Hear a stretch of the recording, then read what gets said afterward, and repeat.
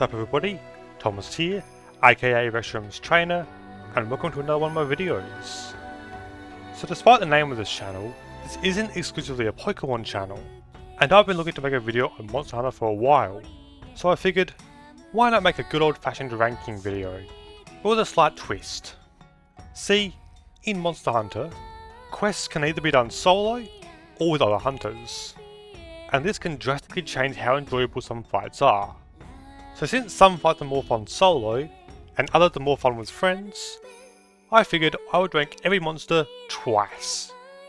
Once for the solo fight, and once for the co-op fight, and then make a combined ranking afterwards.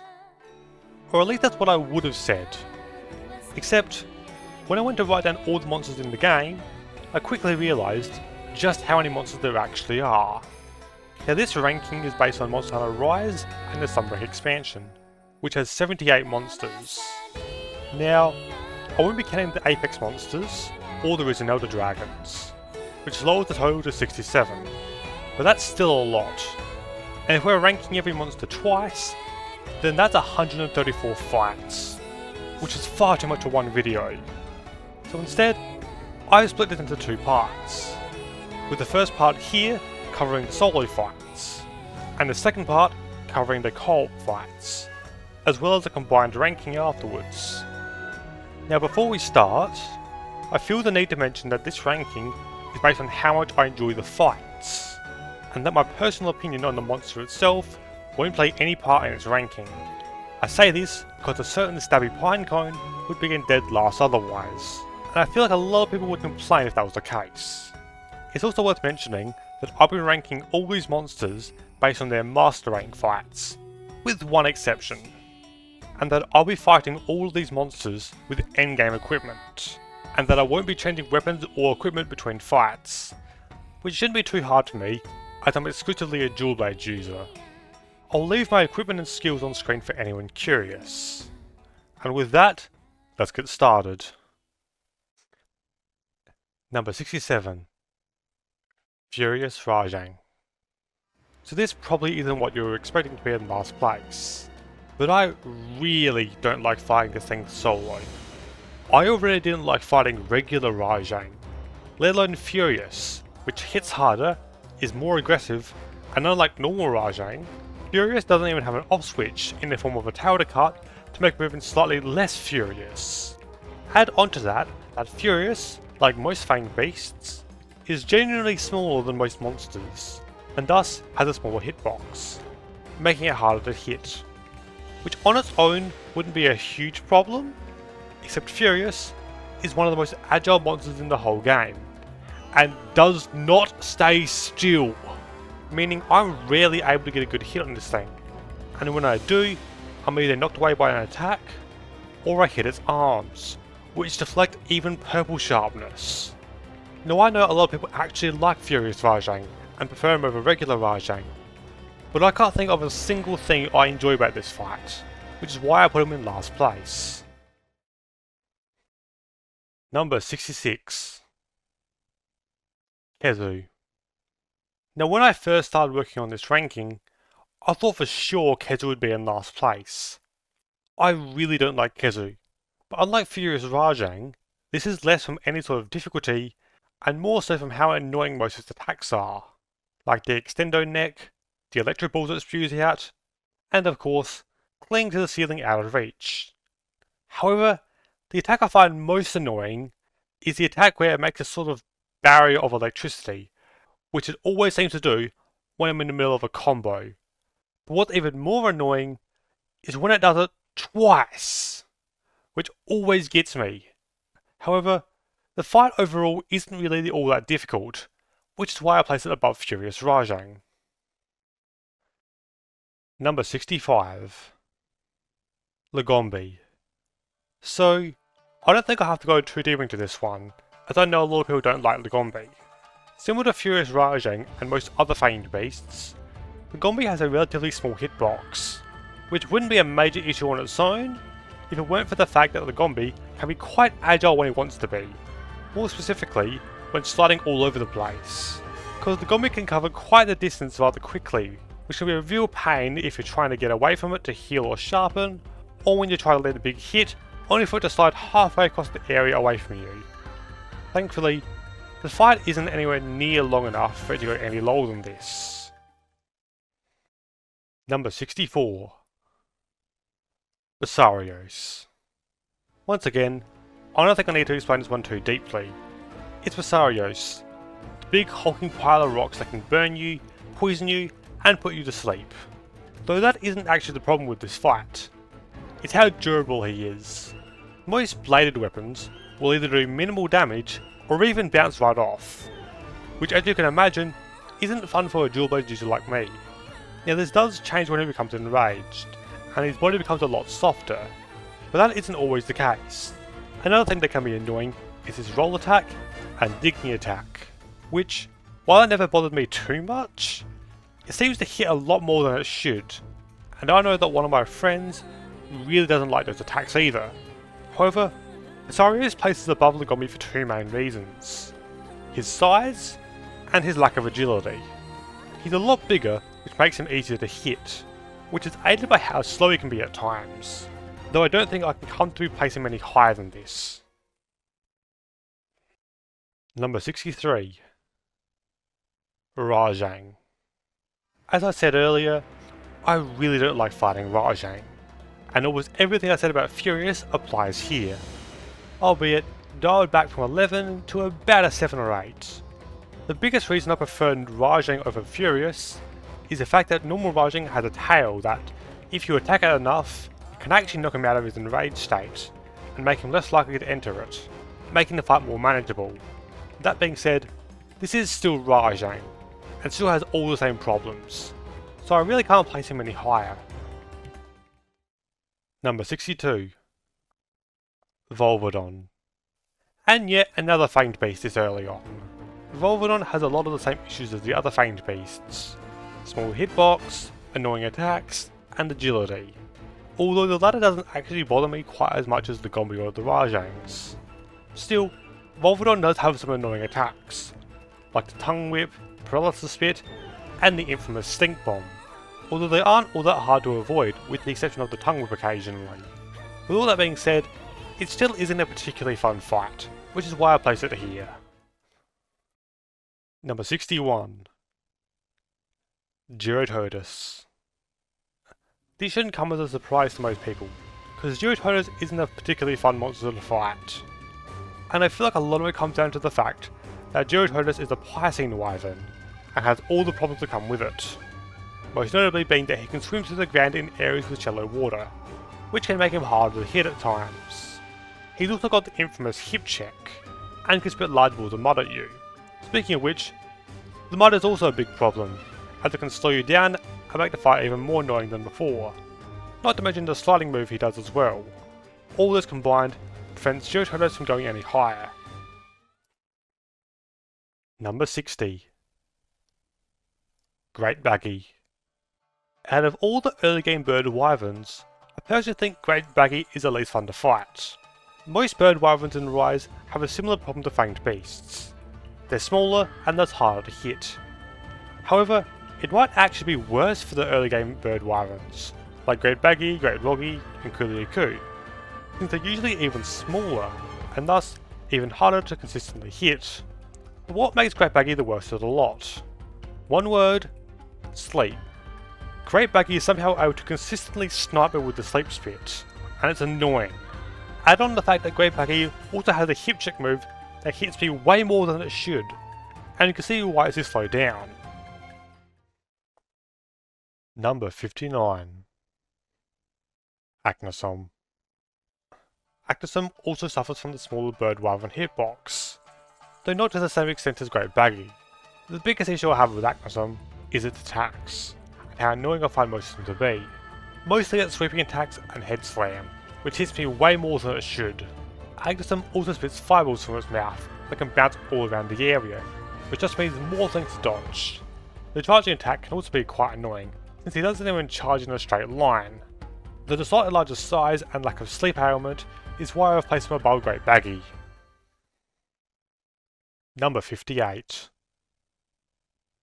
Kuliaku. Kulu is yet another victim of early game bird wyvern syndrome, having a smaller hitbox, thus being harder to hit consistently. Now most of Kulu's attacks aren't much of a problem. The biggest issue with this fight is when he starts digging around and pulls up things to use in attacks. More specifically, a rock. When he's holding a rock, I feel like half my attacks hit it, which causes them to bounce off. Add on to this the fact that Kulu can be quite agile at times, and you can see why this isn't a fun fight. Number 57. Primordial Malzeno. Oh boy, this is definitely going to be a controversial placement, since I know a lot of people enjoyed this fight. Hell, my friends absolutely loved it, but for me personally, I just don't enjoy this fight for one big reason: difficulty. This is easily the most difficult fight in the whole game, and it's even worse doing it solo. Now I know that some people have the mindset of the harder the fight, the more fun it is, but not me. I have a limit to how difficult a fight can get before it starts becoming less fun for me, and Primordial Malzeno definitely crosses that line. Now sure, his normal Querulous mode and even his Blood Rage mode aren't that bad. Sure, they're certainly difficult and give me trouble, but they're still manageable. The biggest problem with this fight, and the main reason he's so far down on this list, is his Bloodlust form. This thing is the definition of brutal, especially solo. The first two forms were already hard, but Bloodlust started from 11 to 20. In this form, he might just be the fastest and most agile monster in the whole game, and if you thought he hit like a truck before, well now he hits like a bullet train. And to give you yet another idea of how difficult this form is, I had to do 134 fights for this video, and this is the only one I fainted to. The Bloodlust form is incredibly aggressive and even puts Furious Rajang to shame. There were several points during the fight where I had to leave the area just so I could heal or sharpen. Hell, I had to bring along some followers for this, for the sole reason of drawing attention away from me. I hope now you can see why I placed Primordial Malzeno so low. Now you are free to disagree with me, I know a lot of people will, but it's just not for me. And if it wasn't for the first two forms being semi-decent, he would almost certainly be lower. And don't even get me started on the Hazard Quest. Number 56. Arzuros. I'll try and keep this one short. Arzuros is just boring, plain and simple. It has the same issue as the other Fang beasts we talked about earlier, with their relatively small hitboxes. However, Arzuros isn't particularly agile, and doesn't have any attacks that stand out as annoying, which is why I placed it above all other Fang beasts so far. But it also doesn't have anything to make the fight enjoyable either, which is why I placed it here. Number 55. Shogun Scimitar. So I'm going to be honest, I don't like the crabs, and have never really enjoyed either of their fights. And of them, Shogun Scimitar is the more annoying of the two, and this largely comes down to one thing: bleed. The bleed status worsens the more you move around, and since I use dual blades, which is one of, if not the most movement heavy weapon in the game, you can imagine that bleed is a big problem for me. Add on to that the fact that the way it moves can be annoying as well. Digging underground doesn't help either. But aside from bleed, all of these annoyances are minimal, which is why it isn't any lower. Number 54. Nagakuga. So this is another pick that might be a bit controversial, but Nagakuga isn't a fight I enjoy all that much. Not because it's difficult, but because of how annoying most of his attacks can be. Most of which involve his tail, and how ridiculously long that thing is. Sometimes it feels like he can hit you from halfway across the area. The tail slam attack doesn't help either, but the biggest problem I have with Nagakuga is his agility. Nagakuga might as well be the textbook definition of an agile monster, and that basically means he's hard to hit. And when I do hit him, he either pounces halfway across the area, or knocks me away with an attack that I can't dodge because of how much range that damn tail has. While I do really like Nagakuga as a monster, I don't like him with the fight. Number 53. Aurora Somnicanth. So, as a dual blades user, you'd think I'd enjoy Leviathans. I mean, Their long bodies are perfect for Beyblading down. And you'd be right, but of them, Aurora Somnoganthe is the worst. Now given what I said about Great Baggy, you'd probably think that I would like that the sleep element got swapped out. But no, somehow the ice attacks are more annoying. Not to mention the several sweeping attacks she has. Plus the fact that she can slide around like the Gombi, and you can kinda see why she's inferior to the other Leviathans. Number 52.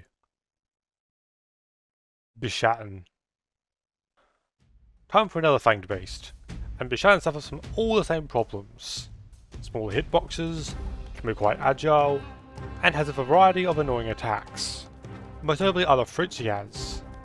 Sure, he has a bunch of plain ones he'll throw at you, but I'm mostly referring to the ones with special properties, like poison, paralysis, and even a flashbang, for the fools who don't have stun resistance. He also has a sweeping attack with surprising range. While he does fare better than most Fanged Beasts, he still doesn't place very high. Number 51. Amatsu. This might be yet another controversial pick, but Amatsu isn't very fun to fight, at least solo. The biggest issue I have with this fight is just how long it took. Aside from maybe Primordial Malzeno, this was the longest fight I did, and I felt like it took forever. Another issue I had with the fight was that it could frequently be a pain to even hit her, given that she's pretty much always floating above the ground. What's weird is that this problem is exclusive to Amatsu. I didn't have this issue with Bushu or Nawa, though it probably comes down to the fact that Amatsu is surprisingly agile. Another issue is that she creates so many tornadoes that even a World Kushala is put to shame. Though aside from those major issues, the fight isn't too bad, and kind of feels like an upgraded Allmother. However, the issues that I do have are enough to prevent her from going any higher. Number 50. Lucent Nagakuga. So given my track record so far, you might be surprised to see Lucent above normal Nagakuga, and it kinda caught me off guard as well. Don't get me wrong, Lucent has a lot of the same issues, especially the tail and its absurd range. However, Lucent's agility didn't feel like it was as much of a problem as with normal Nagakuga, though it could be due to it feeling like Lucent's agility was used more in general movement than its attacks, and a lot of Lucent's movement happens when he's invisible. Speaking of which, the invisibility never really caused me much issue, and neither has the poison attacks Lucent now has. The fact that this fight took place in an arena could have also been a contributing factor to Lucent's placement, though that doesn't change the fact that Lucent still has several of the same issues as normal Nagakuga, which prevents him from going any higher. Number 49. Daimyo Hermitar. I mentioned earlier that I'm personally not a fan of the crabs, though Daimyo definitely fares better than Shogun, mostly due to the lack of the bleed element. The Daimyo does still share some of the same issues, like its ability to dig underground and its general movement. It also has a bubble beam, which isn't annoying on its own, but can be a bit of a pain when he decides to start moving at the same time. Overall, while Daimyo isn't that hard of a fight, and most of my issues are minimal, I still don't enjoy this fight. Number 48. Flaming Espinas. So about half of you right now can probably guess why Flaming Espinas is this low, and the other half are probably confused, especially given how high regular Espinas is on this list. But basically, Flaming Espinas is Espinas' equivalent of Furious Rajang, being faster, hitting harder, and being much more aggressive. Though as some of you have probably guessed, my biggest issue with this fight is one attack: the nuke. I absolutely dread this attack, because it's almost a guaranteed one-shot, even to someone like me who's known for being a tank. As such, I tend to play very cautiously against Flaming. Too cautiously. I tend to keep my distance from Flaming a lot more than I should out of fear that he might use the attack, especially if I'm out of wire bugs to get away. I know a lot of people really like this monster and aren't bothered by the nuke as much as I am, but it bothers me and makes the fight last longer than it should. If it wasn't for that one attack, flaming would almost certainly be much higher. And don't even get me started on the hazard quest again. So, for the sake of time, both in terms of this video's length and in terms of my sanity while writing and editing this, I'll breeze past the next 25 or so monsters in a sort of lightning round. Most of these monsters basically come down to generally being either good or at least decent fights, with nothing major enough to hold them down, but nothing special enough to be worth discussing in depth. Though I can attempt to go more in depth on any monster here in the comments if you want. With that said, let's continue with...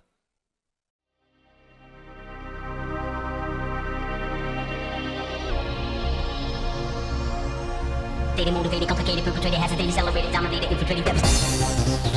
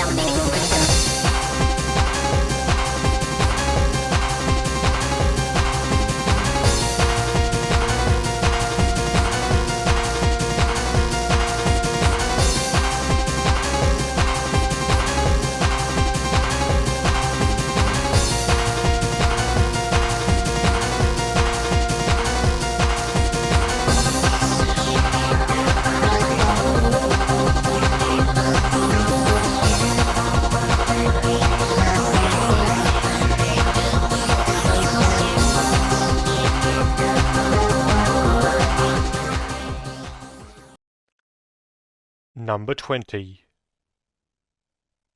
Violet Mizutsune. So Violet Mizutsune is actually the main reason the solo and co-op fights are ranked separately, and you'll see why in part 2. But I was really excited when Violet Mizu was revealed. Considering that Mizutsune is my favourite monster in the series, the fact that they got a rare species, and one with the fire element no less, made me really happy. So did it live up to the hype? Well yes, but also kinda? Basically, I much prefer the co-op fight for Violet compared to the solo fight, for one major reason: difficulty. Violet Mizu can be quite the tricky fight solo, as she has a lot of attacks that can be quite hard to dodge. Not just because of her extreme agility, but also because her bubbles have homing properties. Add on to that the fact that the fight was a bit too long, and her extreme aggression makes healing or sharpening quite difficult. And you can see why she isn't any higher. But enough negatives. Aside from those issues, I love this fight. It's basically just a stronger version of Mizu. But I think one of the best parts about this fight is when halfway through, once Violet Mizu becomes enraged, the music suddenly changes from the Infernal Springs theme to a bewitching dance, which is Mizutsune's theme. And I remember the first time fighting her, not even noticing the music was different until it changed, just being blown away. So yeah, Violet Mizutsune is a great fight, although it has its problems when going solo.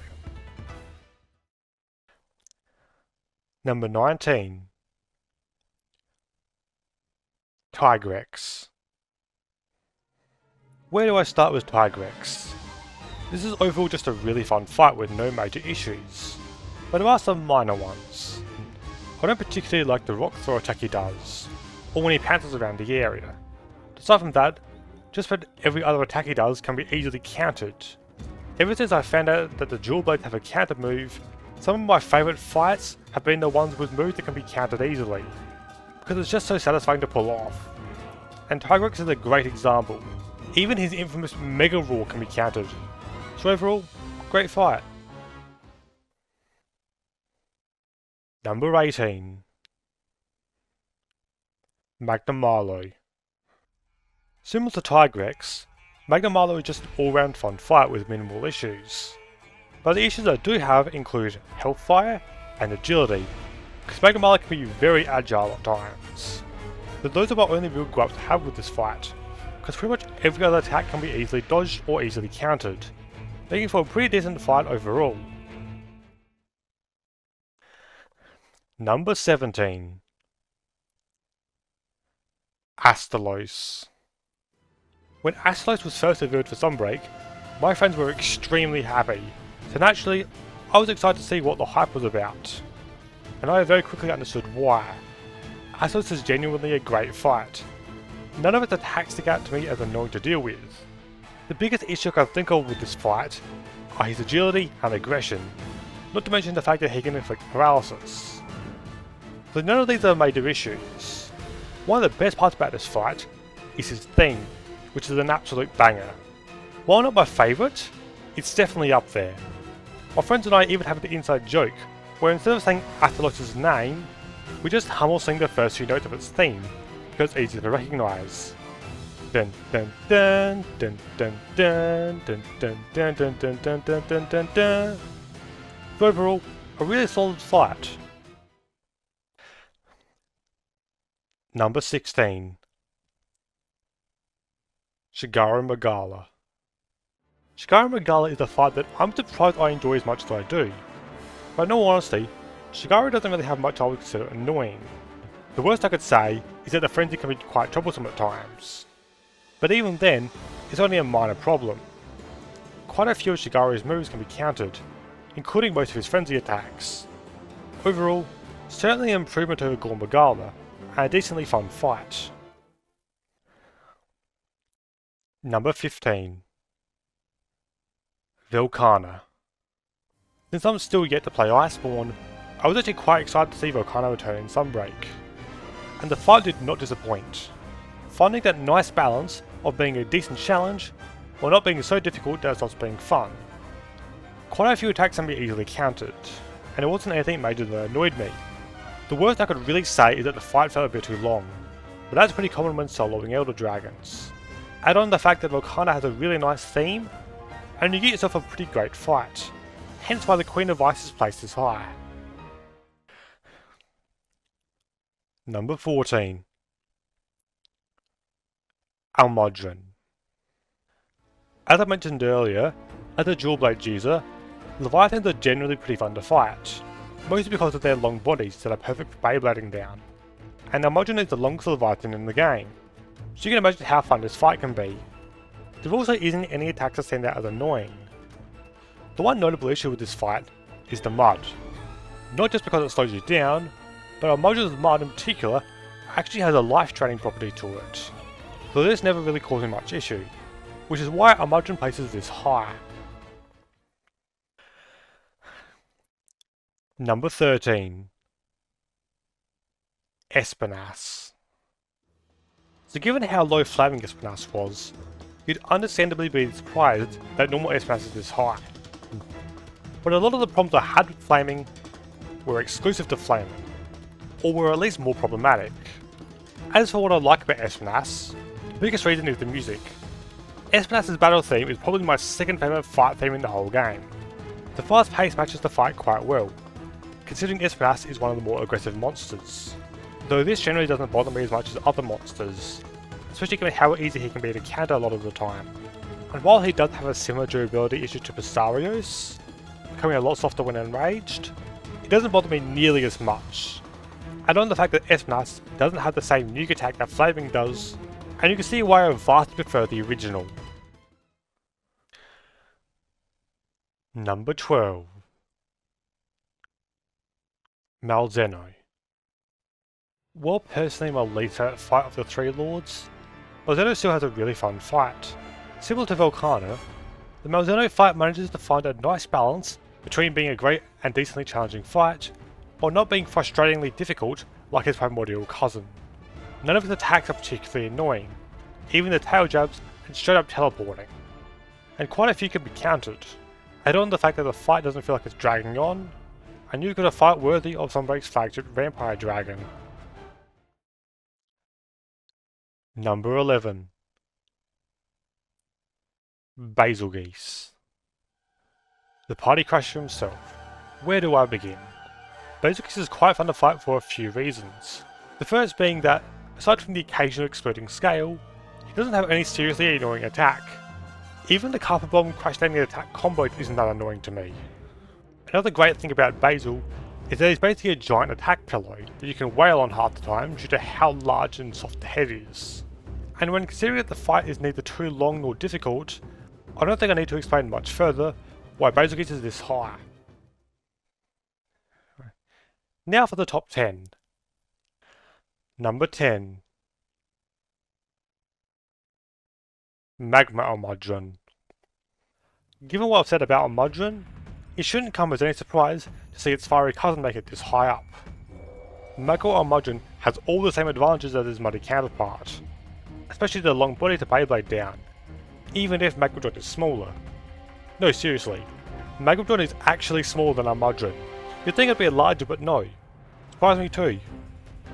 But aside from that, one of the areas where Magmadron improves in is the lack of mud. Instead replacing it with, well, magma, kind of in the name.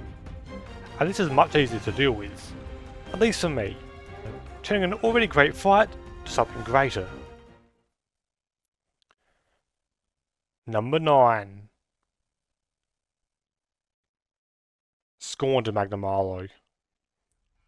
So this was a fight I was initially dreading to do solo when I first started this. So I was incredibly surprised when I not only enjoyed, but loved the fight. Scorned basically took the standard Magnum Arlo fight and improved it in just about every way.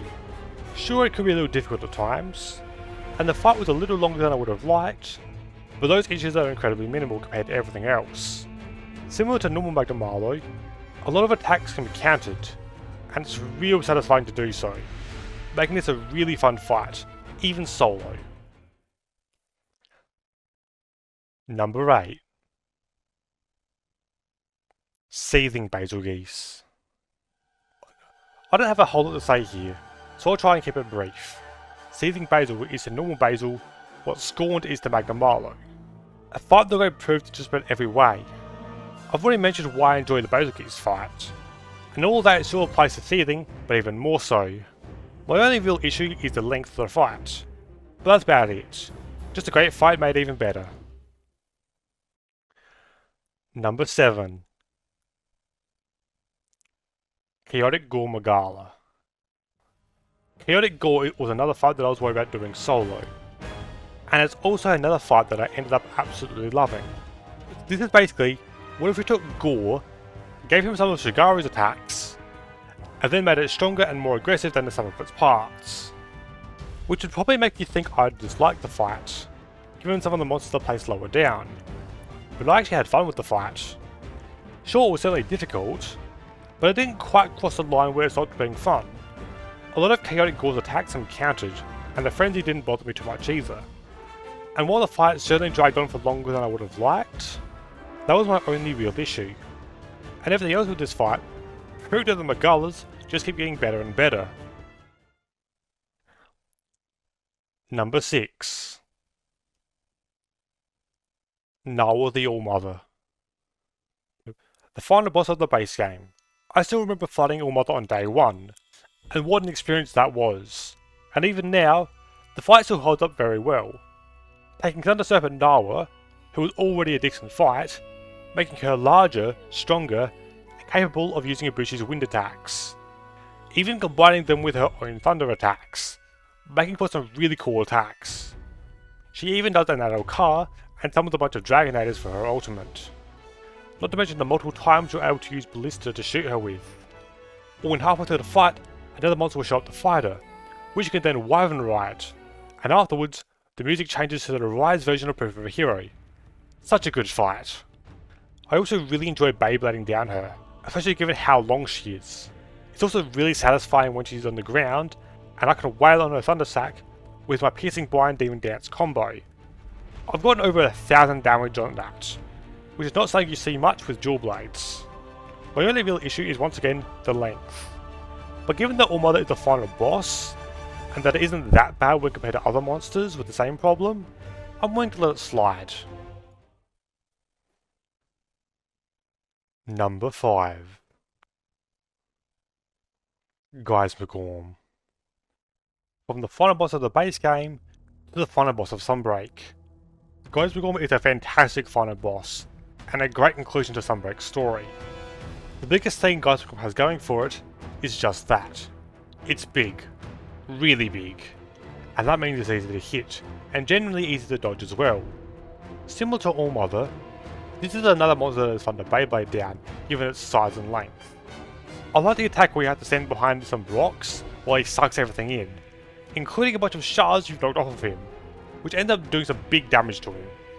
I also really enjoy when he starts climbing the wall, and you have to shoot him down with some Ballista before he can pull off a massive attack that will one-shot you, as I found out the hard way when I first did this fight with some friends. However, it can be very difficult to knock him down while doing this solo, even if you've brought followers along. Another problem I do have is of course the fight length, but once again, final boss, so I'll let it slide again. Overall, Geismagorm is a fight worthy of being the final boss. Number 4. Crimson Glow Valstrax. Where do I start with Valstrax? Well, for starters, the fight is just really fun. He has almost no attacks that I find annoying, most of his attacks look really cool and varied, and are really satisfying to counter. Valstrax also has a really great theme, even if it doesn't quite surpass his theme from Generation's Ultimate. Even the ambush doesn't bother me, and the fight itself doesn't feel like it's dragging on, nor does it feel too difficult. All these things combine to make a really great fight that almost reaches the top 3, but not quite. Number 3. Garangolm. And here we have by far the best Fanged Beast that Monster Hunter has ever created. Garangolm does what almost every other Fanged Beast couldn't: be a fun fight. And I felt the one major reason why Garangolm is such a better fight than most other Fanged Beasts is down to one thing: his size. Garangolm is significantly larger than the other Fanged Beasts in RISE, and that means he doesn't suffer from the same problem that maybe put it was every other famed beast so far down, being the size of the hitboxes. Since Gangon was quite large, he's actually easy to hit, aided by the fact that he's nowhere near as agile as most of the others, and you can see why Gangon was superior.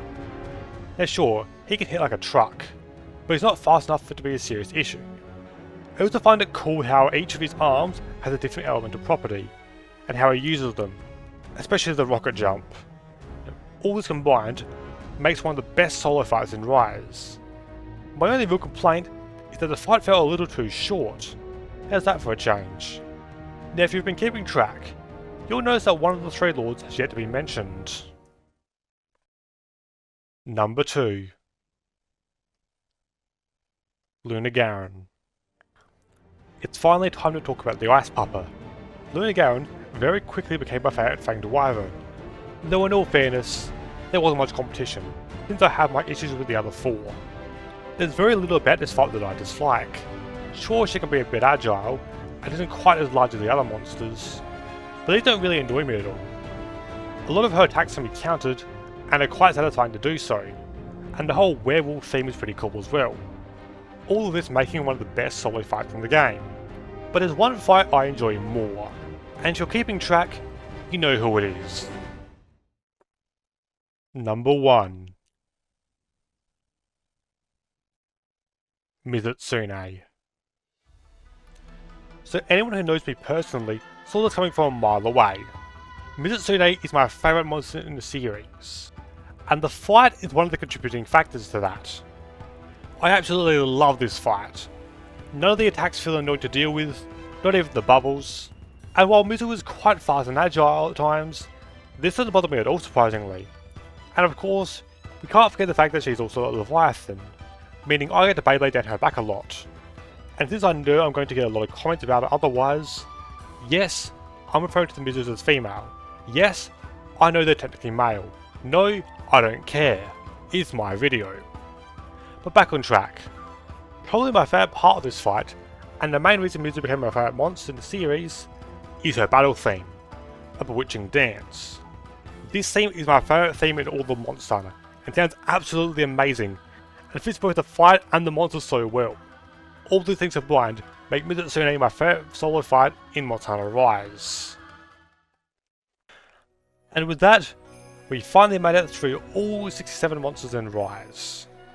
But if you remember, this is only part 1. We've only covered the solo fights in this video, but we still have the co-op fights to cover, as well as a combined ranking afterwards. But all that will be in part 2. Hopefully that doesn't take too long to get finished. But with that, let me know what you thought down in the comments, or let me know what some of your favourite fights are. Anyway, thank you for watching, don't forget to like and subscribe, and I'll see you in the next video. See ya!